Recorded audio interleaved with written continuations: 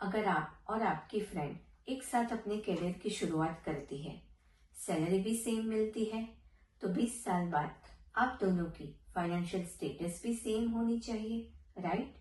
But answer is no.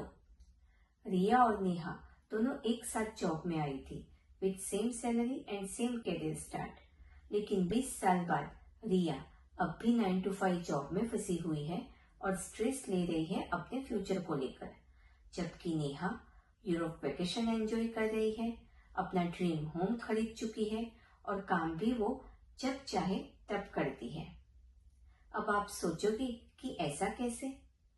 क्या नेहा को कोई सीक्रेट फॉर्मूला मिल गया है? Yes, you guessed it right. Neha को सच में एक फाइनेंशियल सीक्रेट मिल गया था और वही सीक्रेट आप सभी के साथ मैं बहुत ही जल्द शेयर करूंगी। So stay tune with me because it can change your lives. Hello everyone and welcome back to our series on women and finance. Time to take control. Riya always believed that hard work is equal to success. She worked overtime, saved diligently and felt secure. एक दिन उसकी मुलाकात उसकी old friend Neha से होती है। नेहा जो कि पूरी दुनिया घूम रही थी, प्रॉपर्टी खरीद रही थी और अपनी लाइफ एंजॉय कर रही थी। नेहा की ये लाइफ जर्नी देख के रिया एकदम हैरान सी रह गई।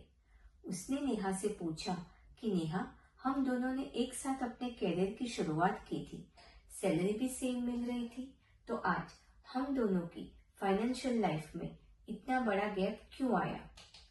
Neha smiled and replied, because I never worked for money but I made my money work for me. Riya हमेशा से अपने पैसों को बचाती थी क्योंकि उसे यही सिखाया गया था। लेकिन आप ही बताइए कि आज के समय में सिर्फ पैसों को बचाना काफी है क्या? नहीं ना, सेव किए पैसों को इन्वेस्ट करना भी उतना ही जरूरी है ना।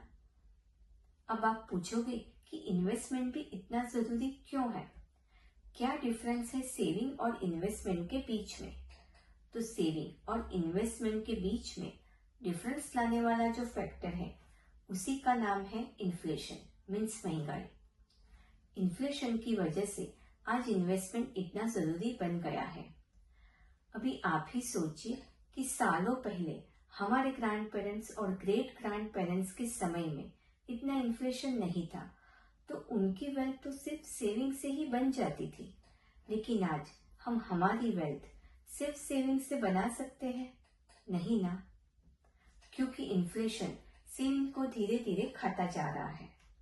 अभी आप ही सोचिए कि 20 साल पहले 5,000 रुपये में पूरे महीने का राशन आ जाता था, जबकि आज 50,000 रुपये भी हमें कम से लगते हैं। हमारे पेरेंट्स सेफ किए जाने वाले इन्वेस्टमेंट्स जैसे कि एफडीज, इंश्योरेंस की पॉलिसीज वगैरह के ऊपर डिपेंडेंट थे, लेकिन आज उनका वही पैसा इन्फ्लेशन की वजह से वीक हो चुका है। सेविंग एक लीकी बकेट की तरह होता है। लीकी बकेट में आप जितना भी पानी डालते जाओ वो लीक होके खत्म होता जाएगा। ठीक वैसे ही अगर आपका सेव किया हुआ इन्वेस्टमेंट इन्फ्लेशन को बीट नहीं कर पा रहा है, तो आप पैसे की रेस धीरे धीरे हारते जा रहे हो। हमारे देश की हेड ऑफ द बैंक यानी कि आरबीआई ये कंटिन्यूस ट्राई करती रहती है कि देश का इन्फ्लेशन कंट्रोल में रहे, क्योंकि इन्फ्लेशन कंट्रोल में रहेगा तभी देश का आर्थिक विकास सही दिशा में ग्रो होता रहेगा। ठीक वैसे ही हमें भी हमारे जीवन में असर करने वाले इन्फ्लेशन को कंटिन्यूस कंट्रोल में रखना पड़ेगा, तभी जाके हमारे जीवन का आर्थिक विकास यानी कि वेल्थ सही दिशा में ग्रो होती रहेगी। तो इन्वेस्टमेंट का ये रूल नंबर 1 हमेशा याद रखिए। अपने पैसों को सिर्फ बचाइए मत, उसे सही जगह इन्वेस्ट भी कीजिए। तो अब जाके रिया समझी कि सिर्फ सेविंग से काम अब नहीं चलेगा। लेकिन उसके मन में दूसरा सवाल आया और उसने नेहा से पूछा कि नेहा, मैं इन्वेस्टमेंट कैसे करूं, कहाँ करूं, क्योंकि मुझे तो बहुत डर लग रहा है। तब नेहा ने उसे बताया एक स्मार्ट इन्वेस्टर का सिंपल 5 स्टेप प्लेबुक। और वही प्लेबुक आप सभी के साथ मैं शेयर करूंगी मेरे नेक्स्ट वीडियो में।